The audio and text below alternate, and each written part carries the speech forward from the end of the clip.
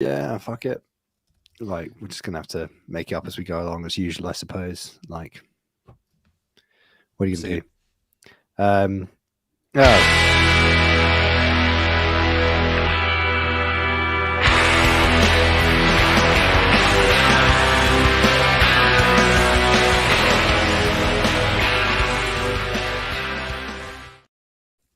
Hello and welcome to Game and Nodes, a weekly podcast on the Cosmos from independent validator teams. Where am I? In a real life, where am I vibe right now? So the context here is I've been in bed with a nasty flu or something for the last 48 hours. And I reheated my corpse and crawled out of bed because the show must go on, in the words of Freddie Mercury. We were just talking about the infamous Dow Dow episode where there were a number of bong hits being ripped off off camera, and so like the equivalent for those of us who aren't that cool is a cup of warm red bush tea with honey, good for the throat. So I'm going to be ripping some tea hits during the course of this podcast. Hey, you know what? There was another funny Dow Dow thing happened this week, which was, I think it was Noah just had like a mini thing, like not a serious thing, but it was like, why does everybody call it Dow Dow with no space? It's definitely Dow Dow. Right. It's Dow Dow with a space. And then I think Le Turt, who launched the bundling, it's kind of like almost like OTC trading thing. I can't remember what it's called. It's Fusion on Juno, where you basically bundle a bunch of assets, set a price, and somebody can buy the assets. It's kind of cool. Like defund? What's that? Like defund? Well, no, because it's not like an ETF. It's just buying and selling. It's not like tracking. Right. It's not tracking a basket of assets. It's just a grab bag of shit. Yeah, if you just have like a whole bunch of shit coins, you just need to get rid of. You know, you can really need. You can do that shit, right? So, Noah's popping off. He's like, it's never been Dow Dow without space, and Turt just like finds a bunch of tweets where Zeke is just posting about new Dow Dow features, and he's just posting Dow Dow as one word. And he's like clearly massive discord in the Dow Dow team, lack of direction. That's the best tweet I've seen this week. That's the best tweet. It was like, is it 2 words? I was certain that it was 1 word. I thought it was 1 word too. I was certain it was 1 word, and then I guess some people did too, because that tweet wouldn't have blown up if it hadn't. It is 1 word because we say it's 1 word, and our opinion is obviously more important than the implementers and maintainers of the project. So, on the subject of tweets, we're bringing back the drill tweet of the week. Are we? Do we have to though? Okay. The subject is Twitter. Wait, doesn't that mean that the subject is Company X? Right? Didn't he just rename it? They did? Yeah, I think Twitter is now renamed to Company X, like the official company of it. Okay, well, it's unimportant for this book published in 2018. The tweet, the drill tweet about Twitter that my finger has landed on is, I have posted at length regarding my inane balls at the cost of my family, my career, and my dignity. The least you can do is rack up my faves. There we go. Here to hear first. Another sensational piece of wisdom. I'm trying to remember why we dumped that idea. The master of the shit post. The thing is, right, obviously they're inane, that's the whole point. But then sometimes, you'll be in a situation where, like, let's say you've been doing a contract for a couple of years, or maybe a year, because obviously IR35, you're probably not going to do it for more than 2 years. And you're kind of in that, when you do a long contract and you're just like, why the fuck am I doing this again? The people are dumb. The money's okay, but I need to go do something else. This is fucking insane. And then, you'll think of a drill tweet. You'll be like, I have posted about my inane balls on this website at the cost of my family, my career, and my dignity. The least you could do is rack up my faves. And you're like, that's exactly my situation. I've done this inane contract at the cost of my family, my dignity, and my balls. The least you can do is rack up my bank balance. So anyway, that's the wisdom of drill. Okay. In conclusion, you don't seem very convinced. This kind of feels a little bit like the Master and Commander thing. But, It does. It's another not bong hit rip we're gonna do is do you guys have Olbus oil in America? Is that a thing? No. I don't know what that is. Yeah, What is it? that? I have literally no fucking clue what's in it, other than it's something. If you were looking unwell, my grandma would put on a hanky and shove in your face, and it is. Oh, it's like actually almost painful. It's so intense, but it's really good for clearing the sinuses. Obviously, ill baby because I'm ill. Everybody's ill in the house, and I was just like, "Oh fuck it, let's just Olbus oil the kid." But I was like, I'll just check online first. It's so powerful; it will literally kill the child. So, it's a good thing you check these things, huh? oh, you can't use it with the kid. What? So like chloroform? Like what are we even talking about? No, I was just like, it's like peppermint It eucalyptus. makes your eyes It's like water, it's pretty. Yeah. I actually don't know what Olbus oil is. I assume juniper, the oil clove, of eucalyptus. It's everything that Maybe it's just one Right. that's So it's like probably mint clears where it'll the like clear. Yeah. Okay. yeah, wintergreen. It's- Here, I do think you there's a have like variety of Vicks, things. like Vicks Vapor Rub? Do you have that stuff? It's Which is kind of the much same more type of thing. It's Yeah, it's more intense. much more intense. It's Right. like you know if you have like raw peppermint and you're like, Yeah, fucking yeah. hell, that's really, really strong. Imagine that, but literally applied straight up your nostril. As in because it's a liquid. If you put it on your finger and then dabbed a bit inside your nostril, I think it would literally give you a chemical burn. You would burn it. Yeah. Yeah, it's that intense. Vicks? It's a very, very You talking about Vicks? no. No, we're Olbus talking oil. about Olbus. But Olbus. apparently it basically there's one of the active ingredients slightly increases your heart rate, and babies can't regulate their own heart rate very well. So if you just essentially just put a hanky with it and just go next to their face, their heart goes really quick and they just go and they panic and they stop breathing, and then you have to basically go and Jesus. resus them. Jesus, good thing you fucking looked. Yeah, well, Jesus Christ. and to be fair, I wasn't gonna put it on a pillow because I was like, Yeah. literally, this stuff makes my eyes water. I'm not just gonna put it on the baby's pillow and just be like, lie on that for Good a night. day. That seemed like a really bad See idea. you in the morning. I was basically gonna take what I've got and just sort of go like, there you go, kind of like what my gran did to me. There you go, Ugh. Hey. Eh. And then see if that reduced the crying. I'm trying to but- remember if we I think we use Vicks. I don't remember if that was. I think there's an age limit on that as well, but that we use that here and there. That would should be pretty effective. Which is just trying to find something to clear the nostrils, since they can't really suck in or blow things out or whatever else right at that age. So you just try to find something that blows through. Well, there's also like using whiskey, right? Yeah, I know Isn't some that- people use yeah, whiskey. like that for grandmother. Might be teeth as well, I but think that's yeah. teething, isn't it? Yeah, Something teething. like They always that. put a little booze on there. Yeah. Oh, Again. my kid will be. They'll be fine then. We got Get a we got Crownie. plenty of home remedies lying around. The Vicks, man, the Vicks don't work anymore. They've changed the formula. It's bullshit. Oh, really? Yeah, it's just my missus the other day. She had a sniffle, and we put the Vicks on, and it's like, well, this shit doesn't work anymore. Still got the sniffle, or is it only work on kids? I don't know. No, it should work. yeah, That's it probably has an age range where Vicks first checks that you're under 16 and then it'll activate. Oh, you're a minor. You're a minor. Off we go. Okay, so Um, it's peppermint, eucalyptus, cajeput, juniper berry oil, wintergreen oil, and clove oil. It's literally every powerful random ass Yeah, herb thing you've got to smell. jammed Let's, into one unholy mixture.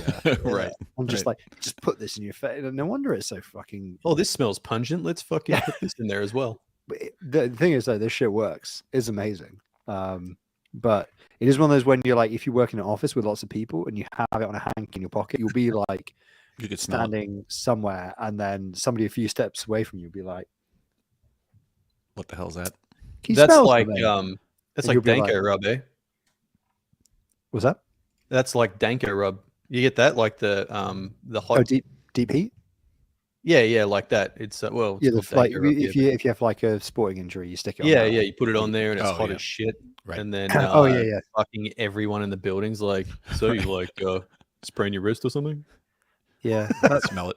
I kind of like the smell of that. Like, I feel like it's one of those like perversely. It should be like bad smelling and medicinal, but it's kind of like root beer. Like it's one of those things kind of vaguely medicinal, but kind of tasty smelling. Oh Yeah, yeah, man, like commercial. root beer. Mm. Yeah, we didn't have root beer. You do have root beer. We got fucking real beer. Yeah, but you also Root have It's not either or. Bundaberg is literally Australian made. Don't tell me you don't have root beer. Bundaberg. Yeah, Yeah, but there's Yeah. no Bundaberg root beer, is there? yeah. I literally had some in Melbourne at a bar. Fuck. Never seen it. But then again, I ain't walking up to the bar and asking for fucking root beer. So Null shops in different aisles. Yeah. yeah. One root beer, thank you, kind sir. Well, you know, when all the beers suck piss, you've got to have something non-alcoholic. Yeah, well, fuck. Anytime after 10 o'clock, it's like, do Whole I of go for another Australia. coffee or a whiskey? Whole of Australia is coming after me there. So yeah, okay, right. Well, that's 11 minutes of solid bullshit. So this is like following on from your little pre-show there of what in the fuck are we gonna do? We'll just roll with the Probably punches, right? freestyle. So I would like to mention, and there's an NFT project that seems to be generating a little bit of Twitter traffic, and it's going to be minting very soon. And I quite like the artwork. I don't know if I'm willing to pay shitloads of money for it, but I like it. So, what do you guys feel about artwork and liking it? Are you Do you talking think about? you should pay money for artwork you like on the blockchain? Are you talking about the follow on the next set of? Yeah, after the Collection filter from- by the bad kids folk. Yeah. I didn't see any of the artwork yet. Is that they do a couple? I don't see got the a mint link? page for it yet. Yeah, it's just afterthefilter.com. Oh, okay. It's got some examples there. It's all like grayscale, black and white. It's about a post-apocalyptic. Are you gonna people who post are a left. link, or are you just gonna fucking I fucking posted it in the. copies? It's just in the chat, in the normal chat. I didn't put it in the private chat. It's in the Oh, so the alright. punters can also see it. there you go. After Click the away, punters. Click away. It's this week, huh? It's Thursday on the mint. Oh shit. Yeah, 14th. So Yeah, tomorrow. what's the mint price? Is it like 8 million stargaze per each one? 1,900 stars, which is probably like what, $19, $20. A little bit more than that, right? That's pretty reasonable. 0.017, I think. Times $32. Yeah, I mean it's 30. But fuck, that is a lot. Is there? I was assume like, there's a I'm just limit. gonna buy as many as liquid stars I have, and then I was like, oh shit, I assume there's probably a limit per wallet, right? maybe a whitelist limit. The whitelist limit would probably be smaller than Didn't that. Bad Kids launch with like 3 per wallet or something like that? I don't Well, how remember. did that Don Kryptonian buy like 40 of them? 40 Different wallets, I guess. Yeah, Yeah. buying what an away and asshole. send them around. Well, I bought mhm. some Genesis. I don't know what they call glitch candies. I bought glitch candies from 2 wallets, which was obviously a very wise investment. How much did you pay for those at the time? You want to think about that, or Look. Okay, What so are they but selling they for look now? really Did you look? cool, man. so here's the thing, right? We, because of a combination of bad financial decisions and whatnot last year in terms of how crypto gets taxed and minor NFT degeneracy, but that was really that was a rounding error on the general bad accountancy practices here in the bunker, I would say. We literally made no money, like no cents, no dollars, no cents in income for the majority of this year. So tax year is just ending for companies again in the UK now. The last one ended just when the bear started to get bad, which is like a great time. And yeah, like Are you saying because- you've got a nil balance sheet for last financial year? Is that what you're telling me? No, so basically we from the stuff that we have made this year, we made a lot less in terms of absolute number, but we have more in our bank Lies. account because we've been actually not stupid about compounding or just all sorts of dumb activities that ends up with you having crypto in your on your company balance sheet and not pounds sterling because you can't pay your rent in fun, to quote Jeff Rosenstock. Or indeed your tax bill. HMRC wants a taste and does not accept Juno or Star. What's HMRC? Her Majesty's Revenue and Customs, obviously. Oh, Her Majesty. Her Majesty. Although Her Majesty's dead, so Yeah. get the butter knife because she's toast. So Wait, who died? Jesus. Her Maj. Queen? Yeah, she's Oh, the ex. Yeah. Like the Elizabeth one? Long gone. What? You get the memo down there? Queen Elizabeth It was the whole II. thing. Is she fucking she's dead? your head of We state talked about too, it on mate. here. Oh, well. Say la vie. We minted a 1 of 1 NFT for Game of Nodes to pay respects. It just had a great big F on it. Who's the boss now? As of 3 weeks' time, it's Charles, isn't it? Chuck. Ugh, what a Yeah. flog. Nice pop. He's fucking not as pop. Like so I you might be able to detect a hint of the fact that I am a very strong and ardent Republican. For the Americans listening, it means a very, very different thing in the UK. It means you want to abolish Just before you go down. it means you want to abolish the monarchy. I made the mistake of saying that once to in a conversation over breakfast with an elderly Latino American lady on a train in America when I was backpacking once, and she literally looked like I was going to physically hurt her, and I had to go, "Oh, hang on a second, you're afraid of the fact that you think I'm an American Republican." And I was like, "Oh, it's okay. I just want to get rid of the monarchy." And she was like, "You have a monarchy?" And I was like, Like, "Oh." Oh. Reminded of the fact that not all Americans know about the weird shit that's going on in the rest of the world. But I was like, well, yes, we do. And yes, we should get rid of them. But anyway, I'm sorry for giving you a little fright. Very nice old lady who was, I should have written, I asked her about, I can't remember what it was. I asked her about something like a recipe. And she told me like some really good piece of advice about making, I think it was pico e gallo or something like that. And I was like, that's a really good idea. And I didn't write it down and it's fucking gone forever. Anyway, good train journey though. That. Do you know, conversely to that, I was talking to a chap on this screen right here about, American things. And Steve Irwin was mentioned about how goddamn Australian, Steve Irwin is. And I was like, I didn't even know about Steve Irwin until he got fucking stabbed in the chest with a fish. And Really? disgust and dismay ensued. Apparently, Americans are really fucking like Steve Irwin. Yes, We do. Steve Irwin dying was we do. It's like a I was national heartbroken. tragedy. And I was like, yes. don't fuck around with stingrays. It's because he's basically like Crocodile Dundee. That's why Americans like him. That's a knife. Hey, Yeah, we have exactly. like two good For the role memes? models, right? We have Mr. Rogers and we have Steve Irwin. And then Mr. Rogers died, and then Steve Irwin. We have no good role models at this point. Well, in the UK, we had a thing where all the people of that generation who were TV entertainers turned out to be paedophiles.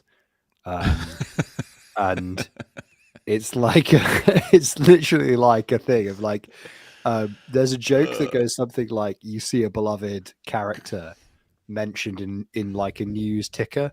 And as the name rolls along, you're like, please be dead, please be dead, please be dead, please don't be a pedo, please be dead. And it's like, they're dead. And you're like, It could have gone either way. could have gone either way. Awesome. My child is not ruined. Okay, good. Because lots of them got Operation Utrede. So it turned out they were not good people. Yeah. There was like I don't know if I would call it like a slander campaign, but people thought that Mr. Rogers was a sniper in Vietnam for a long time. And so that was passed around a lot in order to like discredit him for being this positive actor, I guess. But wouldn't that be like quite plausible? As in, like, if you killed a bunch of people and you were like, I actually don't think that that's the way I want to live the rest of my life. Right. So you know, Bob Ross was I was just about to bring him up. Same. He was stationed. He was Army, right, or Marine. He was Alaska Air Force in Alaska. Air Force in Alaska. And That's he was like a drill sergeant in the Air Force. So like Yeah, he was like the that. equivalent of that. He was like a warrant officer or he was a sergeant, like a non-commissioned officer who had to do a lot of shouting Right. at young men who have joined the Air Force and are fucking stationed in Alaska and don't want to do anything other than skive off and get high. And then when he got demobbed, he was like, I just want to fucking paint trees because I've done all the shouting I ever want to do in my life. That's right. Yeah, that's exactly right. Bob Ross is up there too with Mr. Rogers and Steve Irwin. There's a film coming out about him soon. I don't know how like autobiographically accurate it is, but I just watched. There's a couple of documentaries around him because there was that whole clusterfuck with his paintings and everything else after he died, and I think he had between his family or his wife or kids or something else. There was some arguing around the legacy and who has the rights for that and all that kind of stuff. Like there's a bunch of I think after he passed, there wasn't clarity on some of that type of stuff, and I thought it was a wife and versus some of his kids from maybe a previous wife or something similar. I got to dig it up, remember it was, but yeah, there was some drama associated to it. Oof. I know. Hey, so always something. Back to the Cosmos. I've looked up this after the filter thing. It looks does look quite cool actually, and it says bad kids holders get priority, and we're all right. We're all bad kids holders. We are. I'm not a bad kids holder. You want one? You want to burn one? You want to burn one right now? I don't want to burn one, but I'll take one. Holy shit, man! I burnt maybe like 30 NFTs yesterday. I just looked at my wallet, and you didn't think that was content for the show. I mean, there was fucking like all these Donald Trump NFTs and all those Joe NFTs that I fucking bought. I was just like, burn. God. There's fucking Canna Head lads as well. They need a good. Well, we burnt the Canna Head one on the podcast. Yeah, no, I mean, but those are the ones. I stole a bunch. I burnt as well. Yeah. But now I just have a sudden urge to check what the. Right, I'm just gonna go. I'm gonna look at Stargaze. Like, you guys. Sorry, this episode really is the group chat. I am actually going to go and look at stuff because I had no idea about it. So we can talk. So the only other thing that I know has happened this week, which is kind of funny, is that Stargaze announced that they were going to do DAO, that DAO was launching on Stargaze, and I was like, oh, is that like the Outpost stuff, right? Because that's on the roadmap, right? For DAO is like launch because the ICA functionality is coming soon, and then Outpost on other Cosmosm chains. And I think the two that are targeted first are Osmosis and Stargaze. Makes a lot of sense, right? The original OG Cosmosm chains. But I thought that it was all kind of bound up in mesh security. So I was like, oh, that's kind of funny. And it turns out that, like, I think Stargaze have basically just forked DAO and they're just YOLOing it. And as far as I'm aware, DAO team don't have anything to do with it. So that's my funny thing that I found out today. Anyway, I'm gonna look at this. I'll be back in a second. But with that, wait, go back before we leave the DAO thing. So, but the term that you used, but the idea is that you be able to IBC the use of DAO, be able to create a DAO structure and IBC the use across chains. Is that right? That's what you're talking about. And you said you need mesh security for that? Yeah, so I don't think you need mesh, but I think the idea is that the mechanism will work better because then you're basically just cross-staking different assets, and presumably that would be in a DAO treasury. So it would be about DAOs securing their own treasury, presumably with a bundle of tokens rather than just their own asset. Right. But I don't think it hard requires mesh security, but it will, I assume, require the ICA stuff, which I don't believe has been launched yet. But somebody who follows Leak's Twitter a lot more closely could probably tell you, be like, bullshit, it's already been launched, in which case, fair enough. But I think their general implementation model, I mean, we could literally fucking I could literally go back and watch our episode, the bong rip episode, and I'm sure there would be some alpha in there about the exact time scale here. But From memory, it's similar to the Mars outpost strategy, and it's still a little bit in the pipeline. But I gather it's soon. There's some kind of additional library stuff that Zeke was doing that has a different name, which I gather is soon. And so maybe knowing that team, they ship a lot. Maybe it'll be this quarter or next all of a sudden. In which case, cool. Happy days. So the Stargaze team basically they just forked it. Like they're going to stand up. But I guess that would be. Yeah, that's my understanding. It's permissioned. Don't quote me on that. So they're not really standing up DAO, but they're using the structure to create just the DAOs that they need for Stargaze. I think they're just gonna. I assume just grab the WASMs and deploy it all on Stargaze themselves and deploy the UI. Wouldn't it need to be? So the permission part of that would the permission allow? Could you basically run DAO as it is on Juno on Stargaze in a permission model, or do you need, or since those are those each one of those things a separate contract when they create a DAO? They are all separate contracts. So okay, what I assume it's to allow NFT creators to create DAOs around their NFTs, but yeah, that makes sense. I mean, I'm not really 100% sure that it could work that well in a permission model, but right. It's so Rama's just said in the chat, presumably to use the NFT DAO portion. Yeah, exactly. I think that is to create permission groups based on NFT holders. Right? Yeah. Right. But then the difficulty there is that I think they'd have to modify they'd basically have to modify their WASM-D from memory to allow you to launch contracts via just that contract, right? Which requires some additional hooks. And at that point, you're getting a little bit into TWASM territory rather than XWASM. I guess I understand the fork now because it's different. I guess I understand why they wouldn't use it across Juno and all that kind of stuff, right? I guess it is a separate implementation that's pretty specific for that use, I guess. Well, it kind of makes more sense to just use ICS 721 and just make the DAO on Juno, because then you don't have to do any fucking about, and it's all the code is already written for you and it just kind of works. But if they don't want to allow NFT groups to be able to have a token based DAO, or they want to have it membership based and they just want to be NFT only, I don't know how you then you're basically adding to that structure to create rule sets that are restrictive versus what's available in DAO.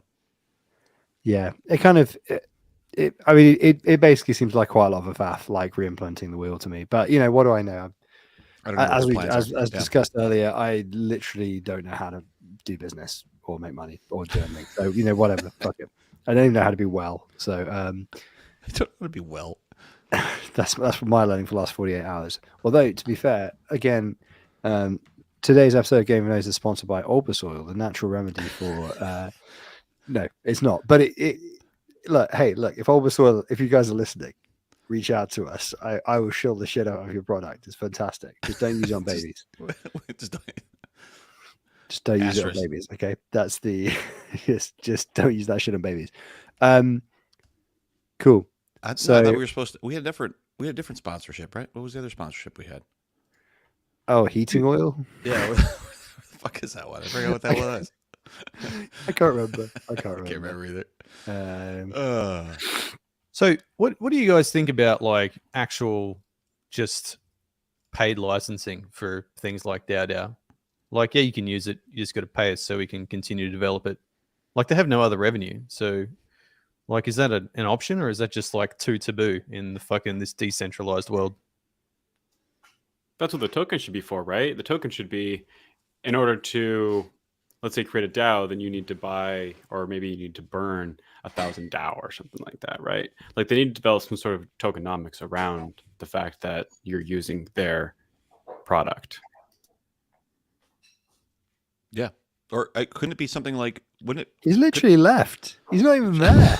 Yeah, he asked a question and he bounced. He's like, all right, I did my part. I'm out of here, guys. For those listening to the podcast play, Noel has asked a question, got up, my goodness. walked away.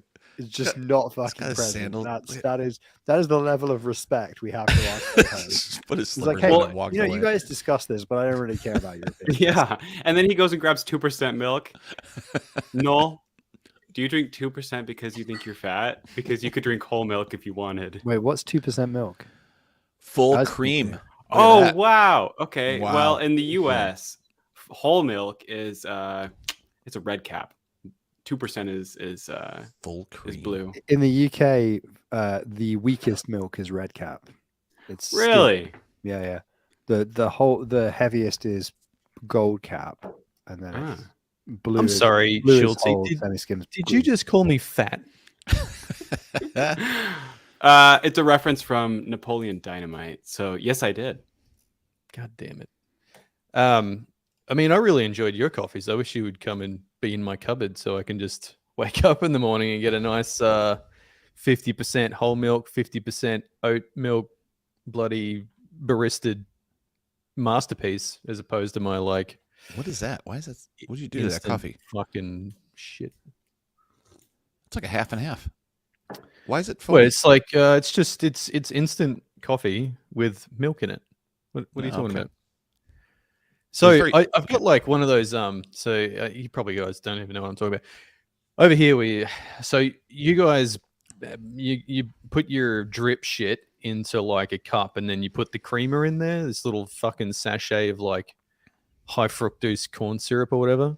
There's like some sort of rocket fucking fuel that you put in there. Over here, the typical like I can't be fucked to make anything nice coffee is you put your instant coffee is just like this powdered shit into a cup, and like then freeze like dried, right? Like it's like a it's Yeah, like yeah, this yeah. freeze dried Yeah. stuff. And then you like 2/3 fill your cup with hot water, and then you just like top it up with milk. So it's like 1/3 milk, 2/3 water swill. And so I've got some actual good coffee making materials back here that it's just like it's a little bit hard to do on the podcast. So I've got the grinder and like a thing called a mocha pot that you put on the stove. Schultz knows my vibe. And then but I don't have like a milk steamer, right? So I've got like this milk frother thing. It just spins around and heats it. And it like froths the milk a little bit and heats it up to put in there with your espresso shot. Mm-hmm. So I did one day, just out of curiosity, put just milk into my frother thing and then put the freeze dried coffee in that while it was spinning. It's actually pretty good. It's like a lot thicker, more rich sort of experience than this watered down fucking milk swill shit. It did. That sounds great. I'm trying to figure out why it's split 50-50. Like, why is that foamed up? Is that because of the spinny piece? Oh no, it's a gripper in the middle of the. Oh, okay. Oh, I missed it. All right, just a grip thing. In the middle of the cup. My bad. On camera, it looked like it was like a half and half or something. With like a black ring of fucking oil in the middle. No, I didn't see I didn't see the bottom, so it looked like there was just. Okay, I get it now. Yeah. Okay. It sounds awful. So, yeah, interesting night last night. A 1 a.m. wake up call for the Say upgrade, the Say Atlantic 2 upgrade, and then so I had 3 alarms set last night. Right, I had 1 a.m. for the Say Atlantic upgrade. Then I was hoping that went nice and quickly, so I could get like a little bit more shut eye, and then I had 2 a.m. for the Say validator call, right? And then I had like 5:30 a.m. for the podcast because 6:30 a.m. for the podcast because it's now 7 a.m. my time when we do the podcast, the group chat. And so anyway, wait, hold on. Turns out the call wasn't at last night. Isn't the community call tomorrow? Tomorrow, yeah. Okay. So I'm like, I woke up, clicked the link and everything. I was just on the wrong day. I'm like waiting around for like 10 minutes for people to show up, and I'm like, hang on, let me check the date. Is Say still not live? No, it's in not live. testnet Not too. Okay. Yeah, not live. Holy shit! You guys seem so stoked on it. I assumed it was live and you were making money on it. Like, you seem to be doing a lot of work for testnet. I'm just saying. I mean, it's lot. like Why it's you an just- interesting test net. It's like all the other test nets are pretty benign because they're mostly vanilla Cosmos. I honestly don't know why they're testing them. They should just fucking launch a YOLO it. chain. Yeah. I mean, they do have their custom modules that they need to test, but so anyway, this is actually looking pretty good. Have you guys looked at your miss rate since you since I haven't the looked at upgrade? it since the upgrade. Then why didn't you just let why were you getting up for that? Why didn't you just let Cosmovisor do its thing? I don't trust it. Jesus. I mean, I haven't had why a don't you problem. trust it Do until better. PagerDuty calls you? Hey, Just trust it until PagerDuty decides to call you. PagerDuty Yep. doesn't always wake me up though. So if there's an event that I know I should be having one eye on, I just set an alarm to wake up. Wow. Do and look better. at it. Do better, man. Seriously. Do better. Is there? Can you let's make see. PagerDuty like extremely loud or something? Well, yeah. So you Uh, can set up so it can like call you under certain escalation conditions. Yeah, Yeah. you can do all sorts of nonsense. Yeah, like I have suppose. for testnets, Yeah. like my escalation policy is way slower, right? Like It's like call me tomorrow. if Yeah, the yeah, shit yeah. fixed itself. My escalation for testnets is don't. yeah, no, it's like 24 hours or something. Like it sends me an email and I have it in like the app and all that stuff, but I don't get like a phone call for a day. So here's an interesting comment from Badgerbite. Why don't you trust Cosmovisor? Well, Mr. Badgerbite, sir, back in the early days of Cosmovisor, you couldn't trust that shit. So Right. it worked sometimes, and then it didn't a lot of the time, and so we're all scarred. So why we don't Bullshit. trust hey? Bullshit. I've been using What? Cosmovisor since 0.4. I And thought it was Yeah. one. never I had thought a failed 1.0. upgrade. Other You've than What, one- also- you never had? You're Oh, also everyone was only failed on because of like backtracking. 4 networks. For some networks, Um, they will like do the naming wrong, and that'll cause Cosmovisor to fail even still. So like we Yeah. still have to normalize all of our upgrade names. Right, because but that Cosmovisor is can't that is handle it. because of poor fucking discipline. So If you use capitals and you're a developer, you're a fucking idiot. You should always normalize stuff to lower case. That is literally like I can't I had a CTO once who was so fucking on it about that. He literally would not type capital letters in text messages ever because he was like, I don't want to see capital letters. You never see a capital I from him ever in a text message in Slack. That's wherever. great. That's hilarious. He was also But- one of the most visionary technical people I've ever met or worked with in my life. So you're just like, he's eccentric, but he is like right so much of the time that I'm going to allow this because I suspect he might also be right on this as well, despite being a bit of a authoritarian. But yeah, Well, even the latest Cosmos upgrade had a capital, right? And so they tell you to capitalize it, but Cosmovisor will underscore it. That'll normalize it down. So that badger is when it starts to fail. I do think that the miss rate is lower.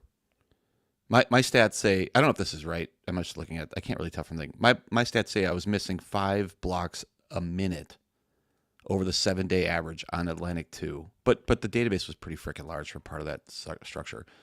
But in the last hour, I've missed 2.37 blocks a minute. So it's about half or a little bit less. yeah, it's So way it does better. look like it's less. It does look like it's down. I'm not missing any blocks.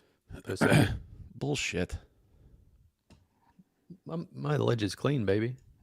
It's I mean, literally we're missing 15 out of 40 validators.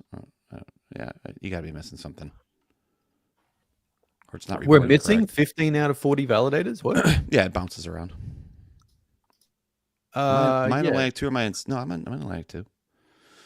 It says there's I mean, my 40 active. miss Miss right now, rate's missing. going down. We're jumping between 10 and 14 missing consistently. What It's just like- per minute? Yeah. If Yep, I yep. go back, so how long's the history on tender duty? 90,000, I think. Let me check. No, thought it the was little 10. thing at the top. You know, the little tracking thing at the top. 10,000. Isn't that 10,000 blocks? Oh, no. I that thing think on that's top? based on your monitor itself. I think Blockpain is even in the thing. So Blockpain, Tyler will chime tell in. you. You mean on the little UI? Yeah, yeah. I thought the UI was just like the last 100 blocks or 200 blocks or something, isn't it? So I've got 4 misses across that history on the UI there. Yeah. Okay. I mean, well, the block time right now is It's still half a second. It's half a second before the upgrade. What the fuck? Oh, that's block processing. My bad. Where the fuck is block time? Oh, Okay, so question to Rama in the chat. I've been still reading half a back up. Sorry, everybody. ICS 999, which is kind of cool and interesting. And obviously, we've had Larry on the show before to talk about various things, but not this. Rama, you said 999 won't get mass adoption with the licensing model. What licensing model? It's still, to my knowledge, a draft spec, isn't it? Just a draft spec in a HackMD document. Doesn't have a licensing model. Are you thinking of CWSDK? Because that has a closed license, possibly. Anyway, while we wait for Rama to tune back in.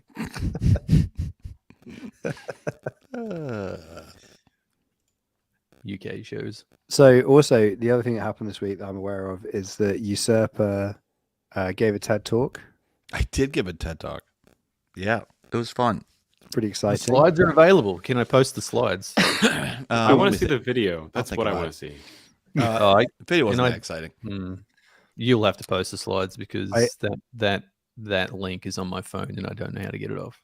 I'm reliably informed it was basically like the end of Dead Poet Society, where all the students got up and stood on their desks and they all... Do they salute or do they put their hand on their heart at the end of that film? I can't remember. I think they put the hand on the heart, right? They were all like, "Captain, my captain," to Usurper. And he did that. He shed a little tear, rubbed his eye. He got a little bit emotional, and he was just like, I thought if I came here, I touched one young adult, that would be all worth it. It sounds a lot worse when you put it that way. You know what I mean by just touch one heart, with crypto. So it was a Joshua Tan, who is part of Validator Commons. Joshua is a great background and everything else, but part of the Validator Commons group. I think he is the... I don't know how to talk about his background, but runs a group called MetaGov.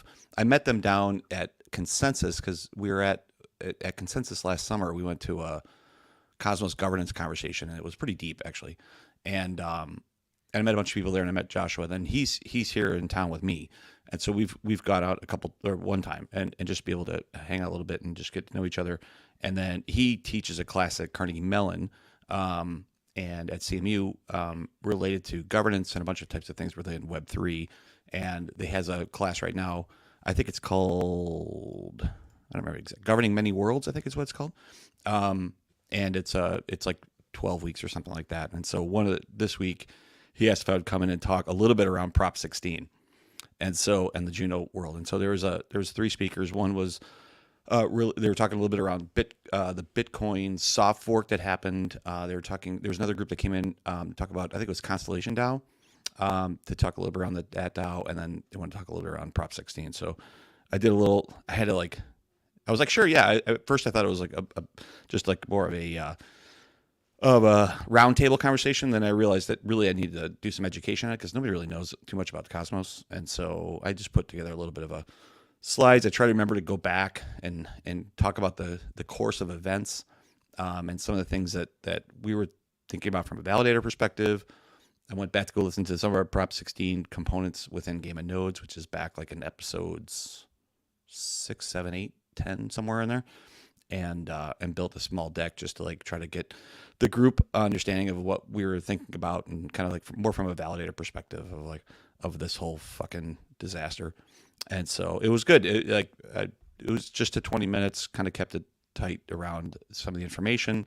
Try to leave them with some questions, to kind of think about what's happening in the future, and what do we learn out of this type of situation.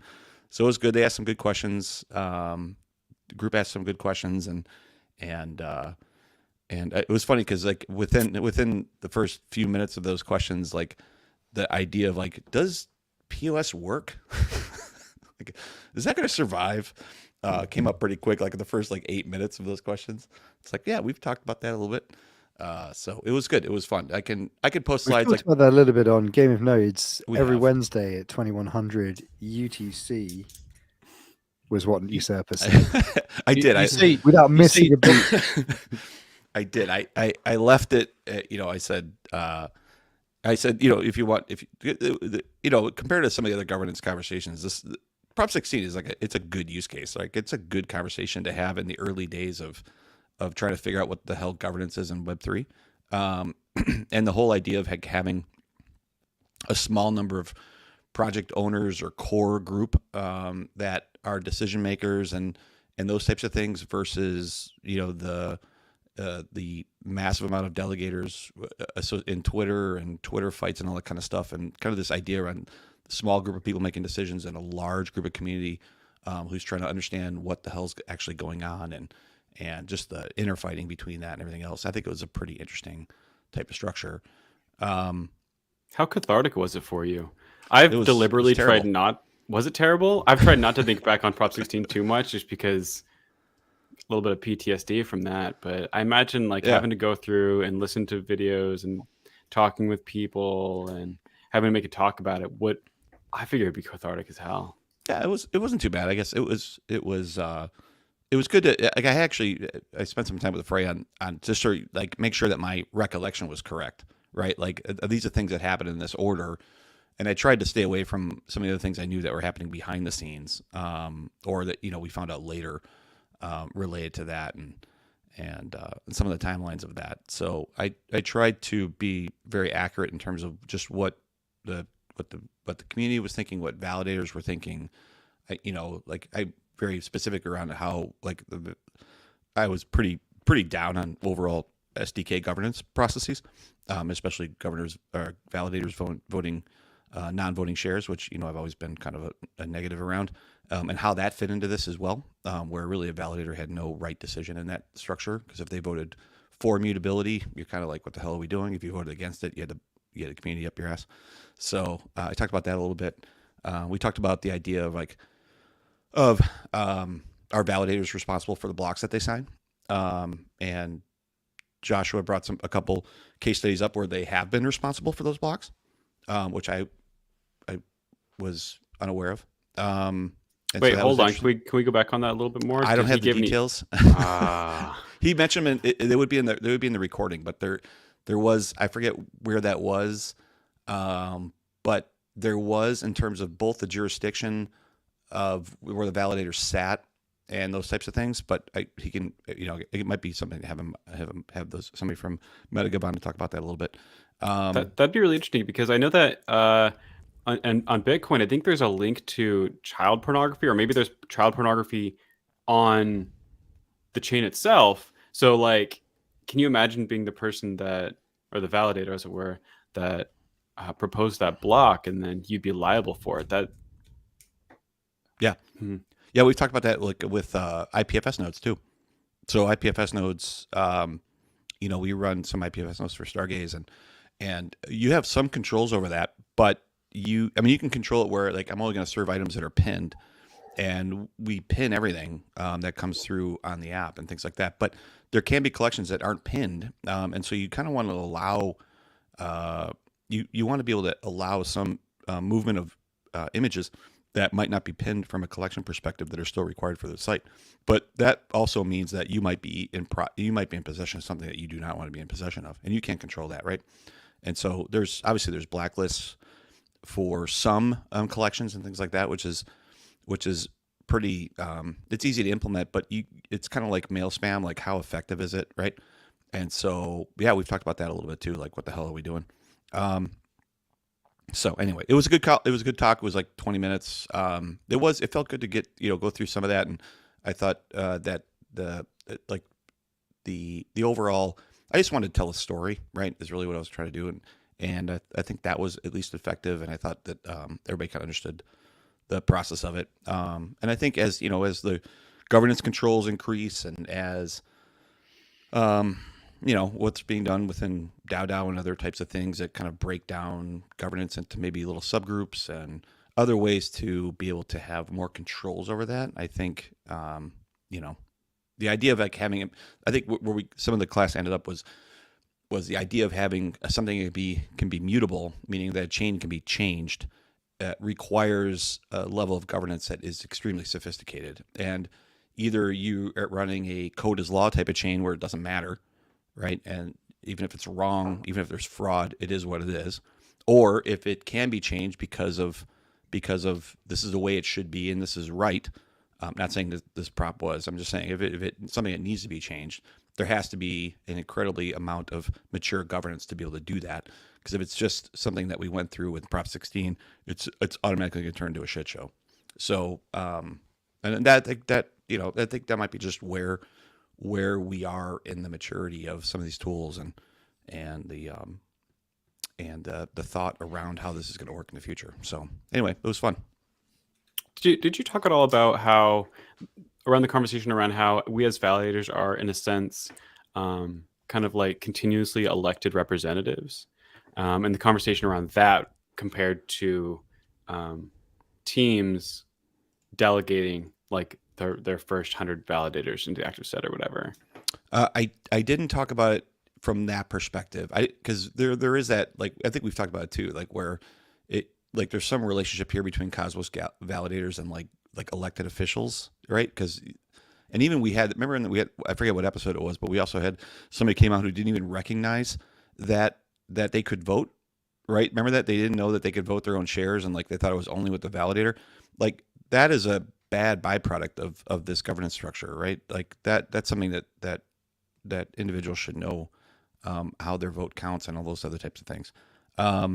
So I didn't bring it up from that perspective. I didn't talk about that, but I did talk a little bit around that it creates validators market. We all know that, right? They're marketing for delegations, and governance is a marketing tool. Ultimately, like it's a marketing tool. That's what it is. So either you have validators who vote yes all the time, or they tweet every single thing out that they do, or they, you have that fucking governance LARPing on Twitter around, I'm doing this for you type of bullshit. And all that is fucking garbage. Like it's just a marketing tool. And so when governance turns into a marketing tool, which it kind of core is within the validator group, it becomes useless, right? So, or at least it becomes less effective, right? I remember a little while ago, I woke up on the wrong side of bed, and I won't name, but a moderately big validator, they have staff, was posting, here's all the stuff we voted on this week, and here's how we voted. And I just said, why? Yeah, who gives a shit? Well, why did you vote this way and this way? Right. They were like param changes, and they were like, well, we think this is great because of the improved performance. I'm like, no, but why? Why do you think it will do that? What do you think? What do you think is it? Because actually, there's a positive and a negative to this. So what swayed you? And they got very evasive and very funny. And obviously, I was being a dickhead. I definitely got out of bed on the wrong side. But I was just so fucking tired. Like, you just swing in and post, like, here's the fucking 8 props we voted on this week on Evmos and Osmo and Juno and shit. And I'm just like, I literally don't give a fuck. Like, you haven't thought about these. You don't give a fuck. Right. Like, I'm more and more convinced that validators should actually just not be able to vote and vote their own shares. Literally. The whole problem, yeah, exactly. You should be able to vote your own share as a validator. That's it. That's like it. What you state, what you've compounded. But the problem comes because you need to be quorate to pass a software upgrade in Cosmos. Yeah. So there has to be a backstop that means validators can force something through. But it's like, again, you don't fucking have that in other networks. You don't have that in Aptos and other places where it's just like, the validators will decide to run the software and it's either compatible or it's fucking not. But you do not double sign. So it's not an issue. It's not like an existential issue for the validator to run the wrong binary. If you run the wrong fucking binary, you look like you get a bit of egg on your face. And that's about it. Again, we literally saw Google do that this week. And they were like, we're on this version. What could be going wrong? It's like, that's 2 versions behind. Right. That's why it's failed. And they're like, okay, Like, oh, I guess we need to upgrade. Well, I guess we'll need to get. I do love the new Kepler validator interface for voting, the governance. Have you guys used that? Validator.kepler.app.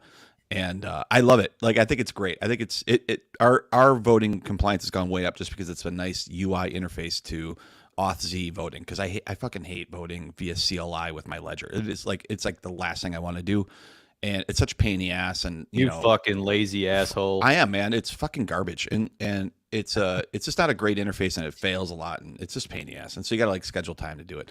But that interface is really great. Set up Auth-Z and like it's all in UI. But what they did is they allow validators to put notes in there, right? And so you can actually go to this website. I don't even know where they show up. It might go to the mess. It might go in the note in the message. I don't even know if they do or not. Do you know? No. They have their own database. It explicitly doesn't go in the memo, which I think is really fascinating. It should go in the memo. But I love looking at these because what you have is validators who literally take the 2 or 3 top lines of what the prop is, and they put it in the note like, we're totally for insert details here. Like they just shove it in there. Like they're like, and Steak-Cito is like I don't know who does it. It's obviously not him, but whoever does theirs is hilarious because they always like take whatever's in the prop and they put like flowers and like rainbows on it and fucking unicorns and shit, and they shove it in that note. I just want to go, fuck you. Like stupid fucking marketing bullshit. Fucking garbage shit. Steak-Cito is like, oh, it's so funny.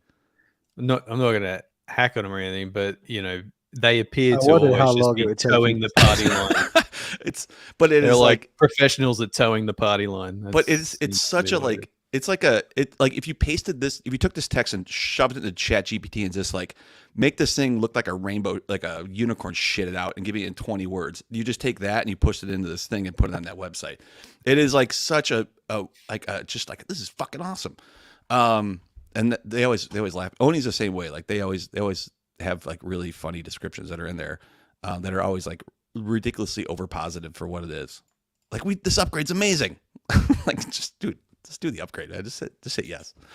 So I just can say yes, speak the opposite about, and then yorp. Right. Erdeman's really funny because Erdeman is one of the members of Lavender 5, and sometimes I'll get messages from people being like, hey, why did you vote? I mean, I see why you voted no because you put a memo in, but Erdeman will put in like a big old essay on why he voted no and be like really hard line. And then someone will message me about like, what the hell? Why'd you vote no on this? And I'll be like, I don't vote. I didn't know, but now that I've read the reasoning, it sounds like great reasoning. It's in the note. That's why. Yeah, exactly. It's in the fucking note. Yeah, quit wasting my time. Fucking asshole.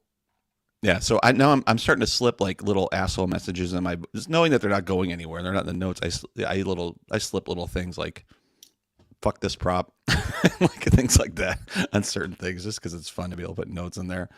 Fuck if these I'm guys. feeling randy, fuck them. So, Artifact, I think on Steak-Cito's operators also Friends Validator, just like referring to the chat. Wait, They're the what? same- Really? They're the same people, aren't they? Oh, I don't know. Is No, that true? Yeah, no, I imagine. don't think that's true. I've seen Steak-Cito folks posting in Discord, and they're different from the Friends Validator people, I think. Are they? Oh yeah, they're definitely different people. Yeah. So I think they do run their own nodes that aren't Steak-Cito though. I can't remember what their team is called. The Steak-Cito people? Yeah, I met them a very long time ago. I met them in. Oh, Schultz is going up. It's loving an elevator. I was trying to go down before when I'm fucking looking at all the mechanical shit down there. I'm like, I can't figure that out. Fuck it. But yeah, I met the Steak-Cito guys in 2021 and somewhere. Yeah, I don't have. And they're like, we're thinking of Artifact? running our own validator. Like, how hard is it to get delegations? And I was like, surprisingly hard. There's a lot of marketing involved. You should get involved in Steak-Cito. Yeah. I don't have it. I mean, I don't have an issue with the operations. The yopping is like fucking relentless. Jesus Christ Almighty! Like, give it a goddamn rest, people. The Cito yorp? Yeah. No, just not even. Steak-Cito general. shills rather than yorps. No, although I guess they're In kind of the general. same thing. What's the difference? What is the difference between shilling and yorping? Answer on a postcard. Ooh, I would throw out that it is who the audience is. Yeah, one's it's deaf right. and the other is Do you, you yorp upwards and you shill downwards? It's like punching down. Shilling is like punching down. You yop upwards and you. That's exactly what it is. I'm just. That's completely. That's a good Game of Notes quote. We put that on a T-shirt. That's Yeah. completely reframed how I've seen my corporate career. You yop up and you just with the arrows or something. I've suddenly realised that I was only successful because I was incredibly good at yorping. You yop up and you shill down. 100%. Well, because like every time you start a job in a big company, right? The first thing you do is you work out who can fire you. You find that person and you make friends with them and you buy them a beer, right? And they think you're a great guy. After that, you're invincible. Nobody can do fucking shit to you because if anybody ever has a problem with you, the kind of disciplinarian, like the person who is the actual power behind the throne, if somebody goes to them like Godfather style with a problem, they're like, but Godfather, Frey has stolen my lunch money and he stole my lunch money and then he force pushed to Maine and he did all these things and it was terrible. And he's like, well, Frey bought me a beer once, so go fuck yourself. So therefore, he's side up. good. That's not a very good Marlon Brando impression, but that is my Marlon Brando impression. But that's basically what you do, right? A big company is you yorp to that person, and then you're untouchable. You're untouchable. That's right. So Artifact is here today in the chat. Exciting. And he hasn't been in a while, but he called me before, and I'm like, yeah, I'm on. And he's like, oh, that's on now. I'll jump in. Anyway, have him join us. What is he doing? Hey, he's very fucking active in this chat. I know, But I like Why it. is he not? I know, I love it. Artifact, join us. Well, We've tried to get Artifact on the show before, but it's like a 10,000 viewers face reveal type situation. I think it is. Face reveal at 15,000 people live. So anyway, back to what I was saying. Oh, so I wanted to shout out to Artifact for having the fucking best merch in the cosmos. And which you're wearing, just so right? happens I'm wearing right now the Artifact merch. Uh-huh. You see? You're showing it off? Yes. Yes. For folks on the podcast, we're seeing look you're seeing an awkward man try to take a squat backwards to show us a shirt.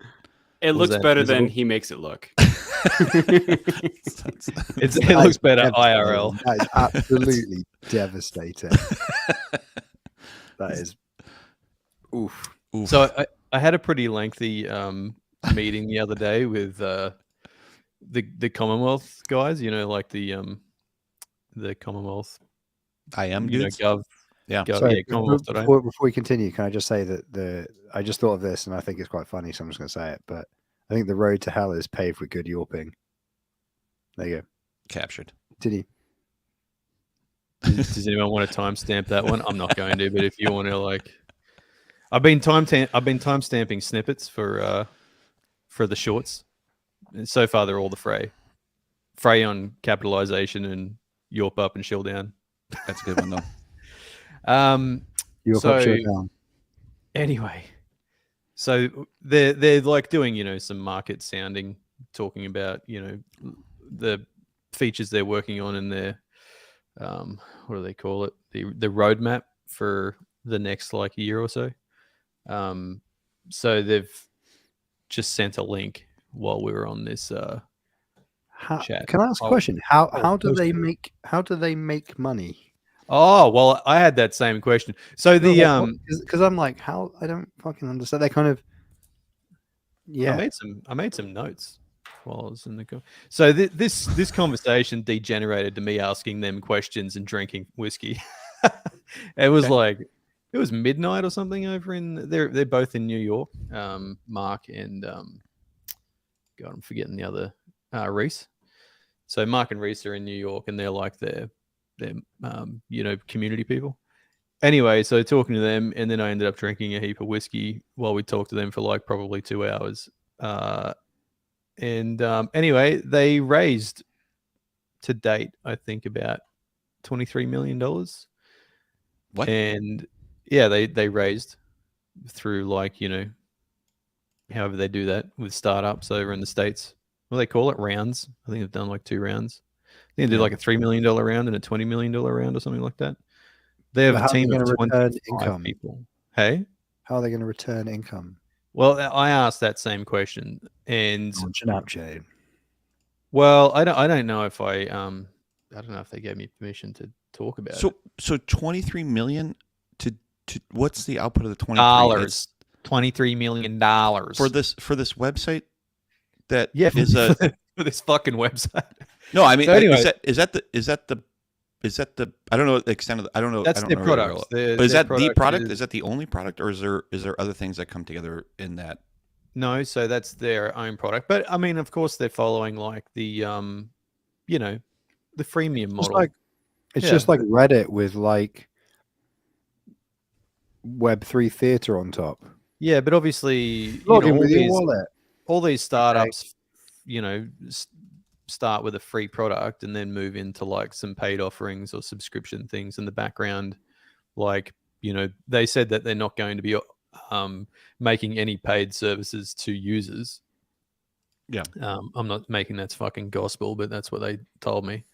It's more like, they'll monetize on the back end. It's going to be the Kepler model, isn't it? It's going to be the pay us $300,000 or you don't get. Yeah, exactly. That. Well, I mean, not for there'll be additional features or something that you can, pay money for in the background on the back end with the blockchains or the foundations or whatever. So, if you so want them, I guess. It is. I'm not sure if I was allowed to say that, but that's what I said. So anyway. There is I posted in the chat there the link to their roadmap, and I told them, I said, the one fucking thing you need is a mobile first interface and a fucking app, and it's not on the roadmap. And then I just yelled at them in the chat. I said, where's the goddamn mobile first in the roadmap? And they said it's coming, I promise. I want to look at Reddit. Reddit, their first round was 1 million. That was from 2005 to 2012. For 7 years of development, and then they raised 50 million 2 years after that, when they actually in 2014 when they really started hitting the stride. They've raised $1 billion, but I'm trying to understand 23 million on. They've raised $1 billion and made no money. I'm trying to understand 23 million is a significant number for that use case. Like that seems excessively high.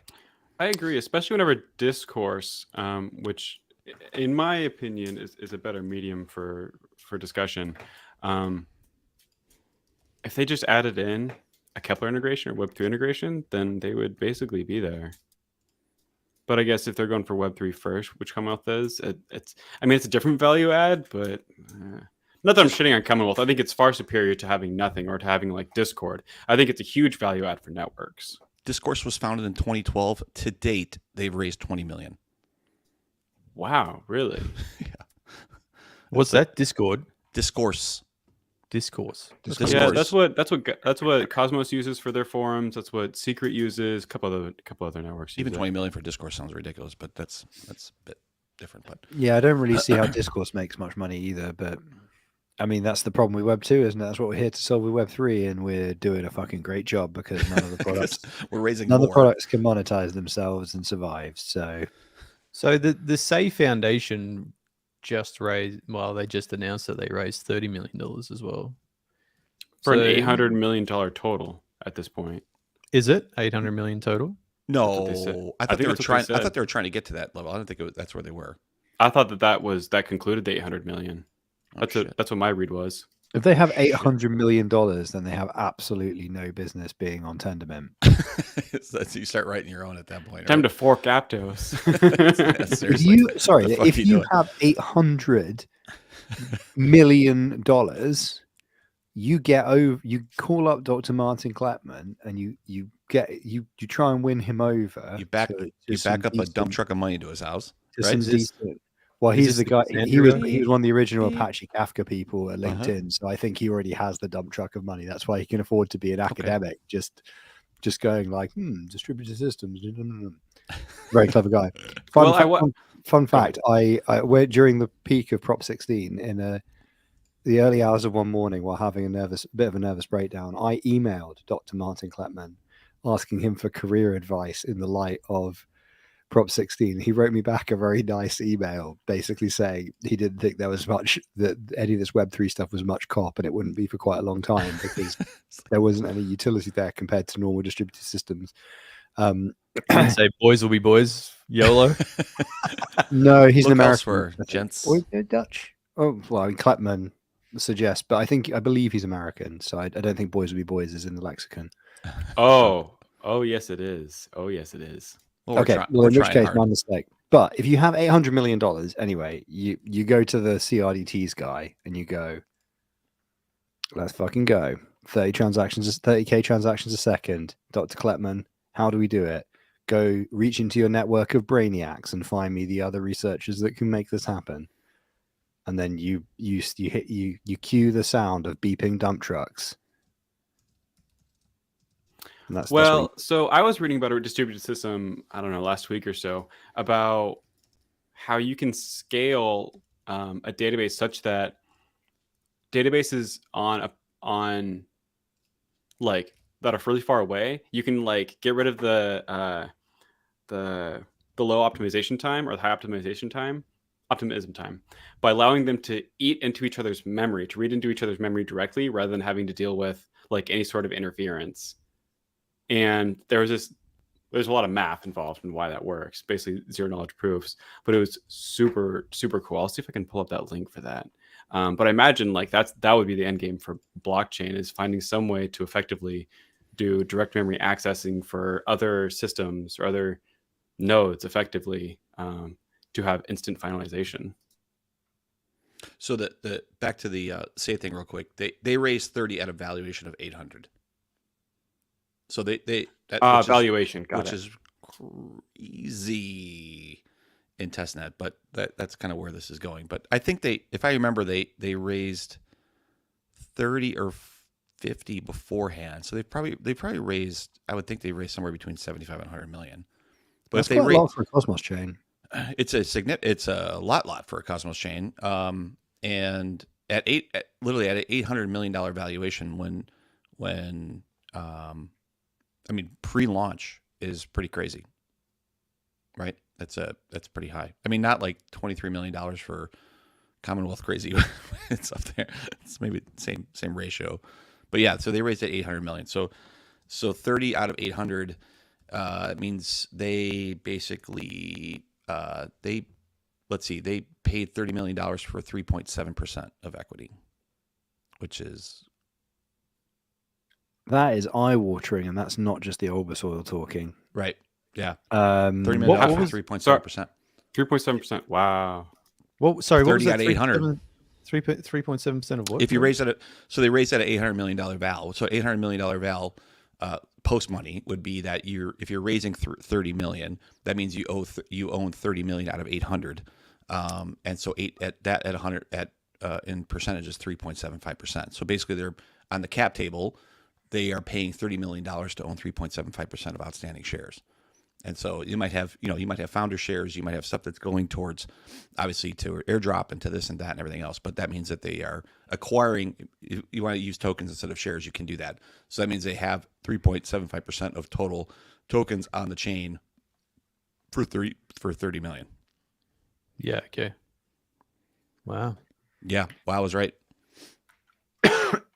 Okay, so that's why you guys give so much of a shit about Say, is because they're going to have to deliver something, because they have a lot of people with big money and presumably quite big sticks stood over their shoulder, going, "Where's our fucking software?" Right. Yeah, So, I mean they have a pretty decent sized team as well. They do. I mean they are. Funnily enough, the marketing team is way bigger than the engineering team. Imagine my surprise. That's normal. That's normal. So it's normal in crypto. I would say it's normal in Web 2 as well. That's been my experience in startups I've been at. Oh yeah. No, the sales team is the biggest. The marketing team is one overworked person who manages the Twitter account. You're right. I was kind of rolling them together. You're right. So actually, they raised $5 million in August of 2022. I don't even know if they raised something else. Maybe I'm wrong on that. Maybe this was the round that I was thinking of. But this round is Jump Crypto, Distributed Global, Multicoins in here, I don't know who that is. Flow Traders, Hypersphere, and Bixen Ventures. So yeah, it's pretty The, cool. the mistake you were making with the marketing team versus the sales team there, Shortsy, is that the sales team Yorp sell and the marketing team shield sell. That's how it works. And that's the difference between Web 2 and Web 3. That's right. That's Web, right. Web 2, you call up the decision maker wearing Yeah. a shirt and tie, and you tell them how great it's going to make them look great. It's going to be amazing. They're going to get a great bonus. And would they like to play a round of golf at some point? And in Web 3, you post a load of rockets and moons, and degens make you rich. And then everybody loses in the end. I mean, 800 million in this bear is pretty fucking incredible. That's yeah. Like, I mean, That's post FTX as well. I mean, you could. I mean, if you take the multiplication of how far this market is down, at least in this ecosystem, say it's down what 40x, 99.5%. I mean, Juno's down 40x. Osmosis is down what, maybe 20x? I've never heard of it expressed like that before. Whatever you want to say. Down 40x. Well, meaning 40 times the current valuation. But so, I mean, you're talking at 800 million now? That's crazy. And I guess, I mean, is it just to do with the end of tax year though? Because presumably a lot of these funds they have. Because when did the raise happen? Because like if those funds, I don't know when their accounting period ends, but if they have funds they allocate for a given year and they need or want to use them in that year, could that be it? They're just like there aren't that many other credible projects. I mean, they only raised 30 million. It's not like it's an incredible number, but the valuation is what's amazing, right? Like but maybe that's a normal valuation or a ratio of valuation for something in Web3 because you have a lot of community stakeholders, and you have drops, and you have all this other type of shit that you have valuation going out the door, right? Do you remember Star Fox on the N64? No, was it N64 or was it the Super Nintendo? I think it was the Super N64. Nintendo. Well, it's depends which one you're talking Star about. Fox? I think it's both. Yeah. Oh, yeah. So do you remember how you would fight a boss and then halfway through it would enter a new phase and it would turn out the boss was like much bigger and tougher? And what was his name? Fox McCloud? Yeah. Would just have, there'd be like a quip and you'd be like, oh, fuck. And you know, at this age, you're like 10 years old or whatever. So you're like, oh my God, it's the mid 90s. You know, things were different then. And you're like, oh my God, this boss is so big and scary. I feel like that is everything. The longer you spend in crypto, the more like this valuation is where you learn a thing and you're like, huh. And then it's just like this huge looming boss. And you're like, what I thought was true about Thing is actually even more insane than I had previously considered. I feel that's like a weekly occurrence working in this space, and I really haven't got used to it. But it's very, at least the Super Nintendo prepared me for the feeling. Yeah, and not only that, but I mean, even the ventures that are putting money in. Well, I don't know if that's street money or if they're other things that have been sold off in the past or whatever else. But even in this bear, what is street money? What does that mean? Meaning, like if a VC or if a firm like this might go out and do a round and they're looking for individual investors to say, hey, we're going to put a $200 million round together. They raise $200 million externally, and then they're promising back a set of returns on that. And then that round, they would take and do investments across a bunch of Web3 type of structures, right? Or it could be a mix of whatever they want to do, right? Whatever the focus is. It's like an investment syndicate. Yeah. Yeah, I mean that's what VCs do, right? They raise money from wealthy individuals and they put those into a fund. They put a prospectus on that fund. They put a timeline on that fund. They invest in certain things, and they hope that some of that stuff, they hope that they don't wake up one day in concrete boots. Yeah, well, I mean, the Brooklyn Bridge. This is just reminding me to always be careful about where you put your pension if you manage it yourself. Never in Web3. No shit.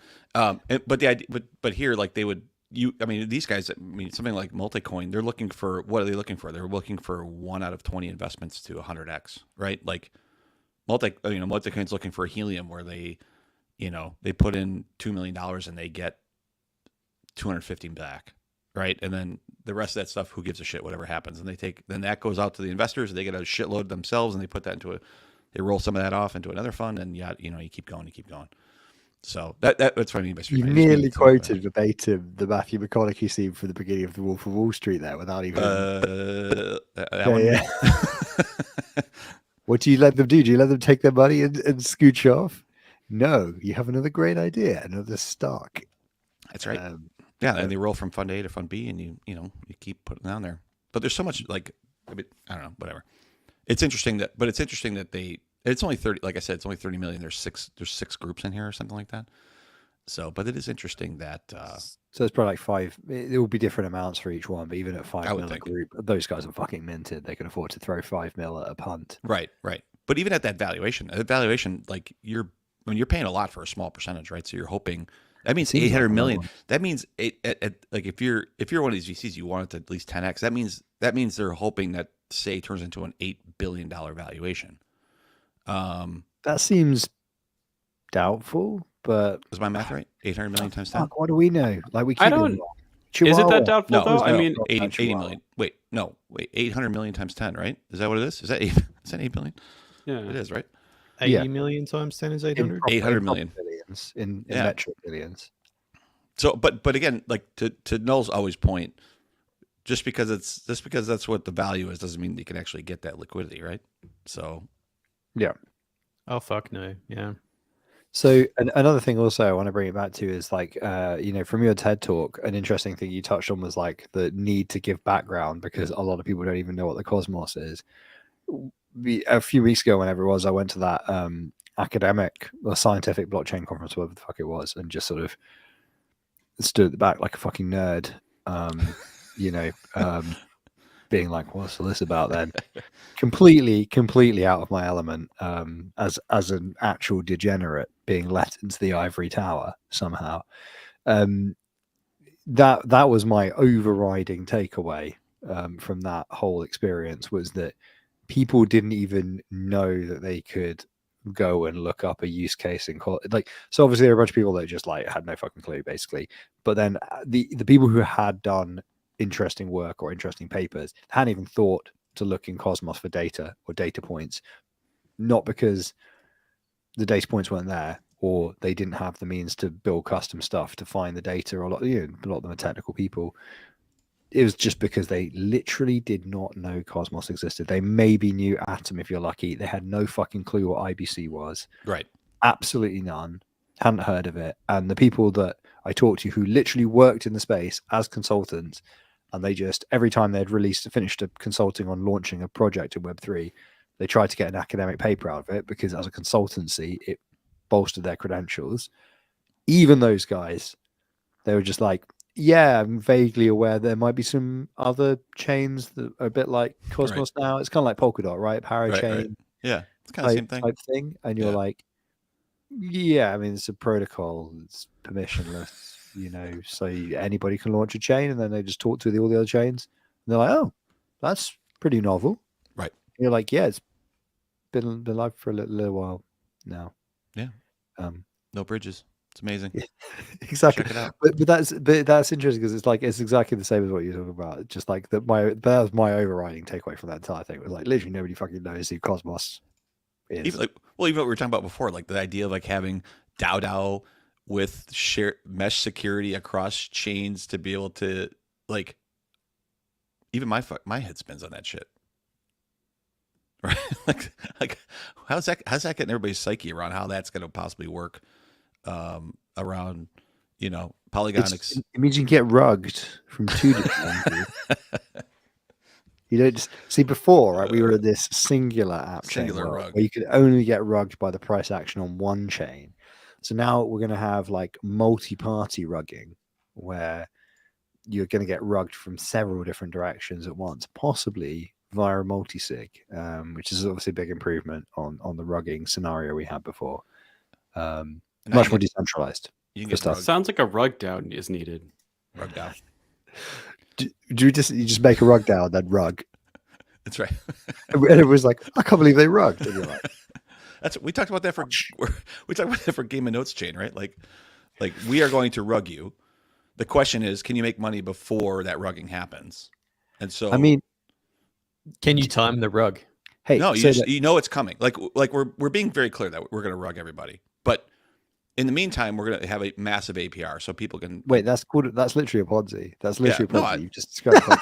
What you're explaining, course. sir, is a Of course, Ponzi. of course it is. Hold Of on a course. sec. Hold Well, on. it's a mixture of technologies. It's a rugged Ponzi.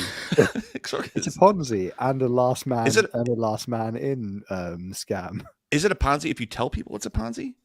My favorite rug was definitely the Squid Games one, where after like a week, people putting money in, the founders rugged everyone because it's Squid Game, and everyone was like, "Yeah, okay, that's fair." All right. They're like, That's what happens. Yeah. like, oh, you were serious. You actually all did get rugged. Oh. But do you remember like when we like this is going back to pre the podcast even existing. I without the rug component said that we should launch a meme chain Yes. called Dojamwazm. Oh yeah. Yeah. No, you're still on about Dojamwazm. Dojamwazm. Dojamwazm. I don't know how you pronounce that. Maybe Dojamwazm. And this is pre-Kerberos. Like this would have been sort of it would have been Kerberos. given when it would have been launched. It would have been launched in January 2022, right? Mm-hmm. So every time we even remotely look like we know what we're talking about, or every time we think, hey, I think I might be on top of things today, remember that on the group chat, we talked about a joke meme chain using Cosmwasm called Dojamwasm in January 2022 and launching it as a set of validators. If we had done that, that would have been the most profitable thing any of us would ever have done in our entire lifetime. Easily. And we would have front run the massive boom in January to February by a few weeks, and we would have been there for the app chain explosion with a meme chain. When did Chihuahua launch? A little bit before that, but it didn't. Oh, that's right. Yes, yeah, it didn't. Yeah, it didn't. Dang. So, yeah. So this is the thing. I sometimes think about that. Whenever I think I might like know something about anything, I'm just like, yeah, the joke idea that we had and we didn't do because obviously it was a joke would have been the most successful business venture any of us would ever do in our lifetimes if we had gone through with the joke. Welcome to Web3. That's where we are. Devastating, isn't it? But what are you going to do? We should launch I something. wonder if the market cap of Chihuahua is now more than Juno. I checked, and it is not. I checked that like last week. Well, it might be now. I haven't checked in the last week because I was curious about that as well. It hasn't gone down that much this week, has it? Either Juno or Huawei. Well, I mean, Juno is only down 98% from its peak, so it's still got a bit to go. Oh, only 98%. That's pretty good. Yeah. Now worth less than like the likes of Comdex and Asset Mantle and probably or something like that. Asset Mantle. Fuck. Yeah. Is it so? Chihuahua was almost a penny a piece, wasn't it? It was pretty close, wasn't it? Like point. Yeah. No, it hit a penny. It did. It did hit a penny. Probably worth less than Sentinel. Have they done anything recently? Is Sentinel still going? Sentinel has. I don't think so. The Sentinel's got. The Sentinel team basically became Say. What? No. I think. Wait, what? No, Yeah. I thought it was just. I thought it was just Dan that was part of that. Is that so? I know that. So. Yeah, I'm not gonna. If that's what you think, I'm gonna run with that. That's better than anything I have. Well, I'm not sure. Is it still running? Sentinel? Yeah. Yeah, and I thought actually Dito was just like a contractor on Sentinel. I don't think he was actually a founder. I thought there was that team is still around or something. I think it is still running though, isn't it? It's not in the archived section of MintScan, which is a newly minted section for the likes of Cerberus. The new sad panda section of got its the own selector fucking section. Amazing. But yeah, for that. That's so the token price is 0.00053. Yeah, that's 3 zeros 53 for DVPN. So they've gotten the treatment with the extra zeros on their dashboard, and but the market cap is still like $6.8 million. So where do they show the market cap? Where are you looking at? It's just on the default page, mintscan.io/Sentinel. Oh, MintScan's not showing it for Chihuahua. I was actually curious that you mentioned it. Yeah, but there's like 100 billion tokens. There's 100 zeros on that price. 1,000 million. Yeah, I think there's 100 billion. So just times all the zeros by 100 billion. Yeah, even CoinGecko doesn't show market cap. Maybe they're burning a lot, right? Maybe, is that why? Because they're talking about the. They probably don't have like a mechanism to show the actual supply. Yeah, they must not. Which is a fuckload. Right, there's too many zeros in the fucking. They might just look it up from Genesis, maybe. No, well, it keeps going up because it's minting new tokens every. Oh, 6 you mean seconds. current circulating supply? Yeah. So yeah, I guess maybe they don't want to show it because you don't want people to know what the market cap might be potentially. I don't know. Huawei's down I can see reasons for that. 99.08%.